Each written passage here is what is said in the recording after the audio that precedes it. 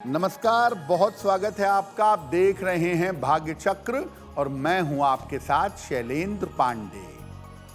ज्योतिष में ग्रहों से लाभ लेने के लिए रत्न पहनने की सलाह दी जाती है, लेकिन रत्न कभी कभी बड़े महंगे भी होते हैं। तो अगर आप महंगे रत्न नहीं खरीद पा रहे हैं तो रत्नों के स्थान पे उनके उपरत्नों का प्रयोग कर सकते हैं। आज हम बात कर रहे हैं उपरत्नों की, यानी मुख्य रत्नों के सब्स्टिट्यूट्स की।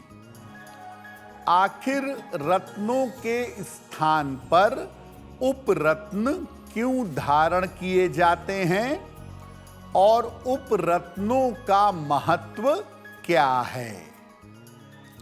देखिए, ज्योतिष के उपायों में मुख्य रूप से 9 रत्नों की चर्चा की गई है, परंतु कभी-कभी ये जो मुख्य 9 रत्न हैं बहुत ज़्यादा महंगे होते हैं और कभी-कभी इनके नकली होने की संभावना भी होती है।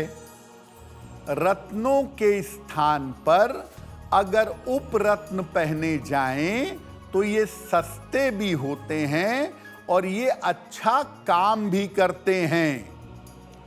उपरत्न में और रत्न में मुख्य अंतर यही है कि रत्न ज़्यादा लंबे समय तक काम करते हैं, जबकि उपरत्न की जो लाइफ होती है वो कम होती है। उपरत्न कम समय के लिए प्रभावशाली होते हैं। एक ग्रह के लिए मुख्य रूप से एक रत्न होता है, मुख्य रत्न, और उस मुख्य रत्न के कई सारे उपरत्न होते हैं। सही उपरत्न का चुनाव करके अगर सही उपरत्न धारण किया जाए तो निश्चित रूप से लाभ होता है। सब्स्टिट्यूट्स पहनने से भी आपको फायदा अवश्य होगा। सबसे पहले बात करते हैं सूर्य की। सूर्य ग्रह के लिए कौन सा उपरत्न धारण करना चाहिए? देखिए, सूर्य का जो मुख्य रत्न है वो है माणिक्य। अंग्रेजी में कहते हैं रूबी, बांग्ला में कहते हैं चुन्नी। माणिक्य के स्थान पर उसके उपरत्न हैं तांबड़ी, लालड़ी और लाल तुरमली और गार्नेट। ये भी आप पहन सकते हैं, लेकिन माणिक्य का सबसे अच्छा उपरत्न होता है स्पाइनल। इसको अनामिका अंगुली में तांबे में धारण करना अच्छा होता है। इसको धारण करने से भी सूर्य लाभकारी हो जाते हैं। अब जानते हैं कि चंद्रमा का उपरत्न कौन सा है। देखिए, चंद्रमा का जो मुख्य रत्न है वो है मोती।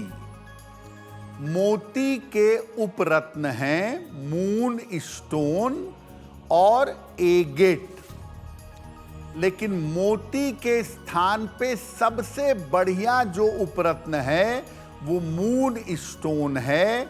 इसको चांदी में कनिष्ठा अंगुली में, सबसे छोटी उंगली में, शुक्ल पक्ष के सोमवार की रात को धारण करना चाहिए। अब बात करते हैं मंगल की। मंगल के लिए कौन सा मुख्य रत्न है और कौन सा उपरत्न है? मंगल का मुख्य रत्न है मूंगा, कोरल, बांग्ला में कहते हैं प्रवाल। मूंगे का एक ही उत्तम उपरत्न है लाल हकीक। ये आप मूंगे की जगह पहन सकते हैं। इसको तांबे में धारण करना सबसे ज्यादा लाभकारी होता है। अगर मूंगा नहीं खरीद पा रहे हैं तो लाल हकीक बहुत ही सस्ता होता है, इसको आप तांबे में बनवा करके पहन सकते हैं। अब ये जानते हैं कि बुध ग्रह का मुख्य रत्न कौन सा है और इसके उपरत्न कौन से हैं। बुध का जो मुख्य रत्न है उसे कहते हैं पन्ना, एमरल्ड। पन्ने के बहुत सारे उपरत्न होते हैं, हरा बैरूज, ओनेक्स और मरगज। लेकिन इनमें सबसे अच्छा जो पन्ने का उपरत्न है वो है मरगज। मरगज को चांदी में धारण करना सबसे ज्यादा शुभ होता है।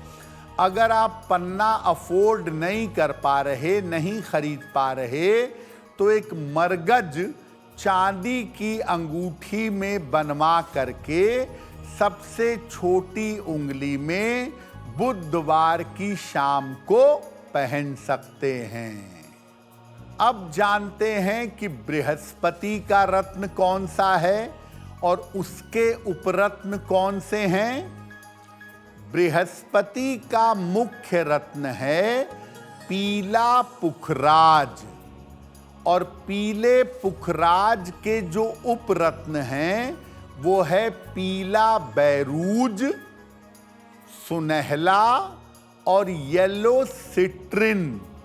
ये आप पीले पुखराज की जगह पहन सकते हैं।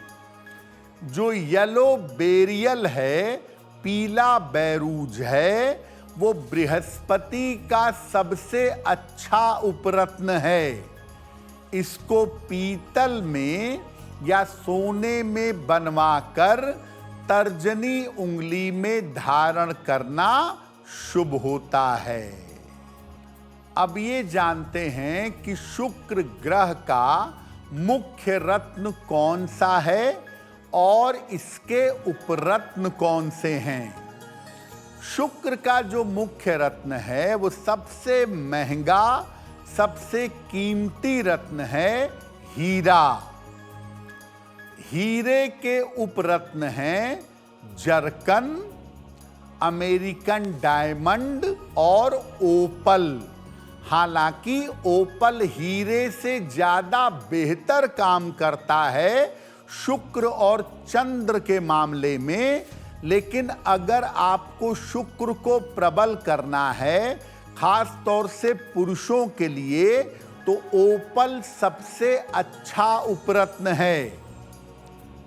और कभी कभी ओपल हीरे से ज्यादा बेहतर काम करता है। शुक्र के लिए महिलाओं को हीरा या जरकन पहनना चाहिए और पुरुषों को शुक्र के लिए हीरा या ओपल पहनना चाहिए। अगर उपरत्न की बात है तो महिलाएं जरकन पहने, सफेद अमेरिकन डायमंड पहने, मोन्जोनाइट पहने, अच्छा रहेगा। और जो पुरुष हैं अगर वो सब्स्टिट्यूट पहनना चाहते हैं तो हीरे की जगह ओपल पहनेंगे। इसको चांदी में धारण करना चाहिए, या तो अनामिका अंगुली में या तो तर्जनी उंगली में। अब बात करते हैं शनि की। शनि का मुख्य रत्न कौन सा है और इसके उपरत्न कौन से हैं। शनि का मुख्य रत्न सबसे ज्यादा खतरनाक माना जाता है, उसे कहते हैं नीलम। नीलम के उपरत्न हैं नीली, नीला टोपाज, लाजवर्त और सोडा लाइट। बहुत सारे नीलम के उपरत्न यूज किए जाते हैं, क्योंकि सामान्यतः लोग नीलम से डरते भी हैं और नीलम महंगा भी है। एक रत्न आता है, उसे कहते हैं तंजनाइट। तंजानिया में मिलता है ये रत्न। और नीलम का सबसे अच्छा अगर कोई उपरत्न है तो वो है तंजनाइट। इसको धारण करना चाहिए। अगर आप नीलम नहीं पहन पा रहे, अगर तंजनाइट भी महंगा लग रहा है, तो ब्लू टोपाज, इसको आप चांदी में बनवाकर मध्यमा अंगुली में, मिडिल फिंगर में धारण कर सकते हैं। अब वक्त हो गया है ऐसा क्यों का। ऐसा क्यों में हम आपके मन और जीवन से जुड़ी हुई तमाम जिज्ञासाओं का समाधान करने का प्रयास करते हैं।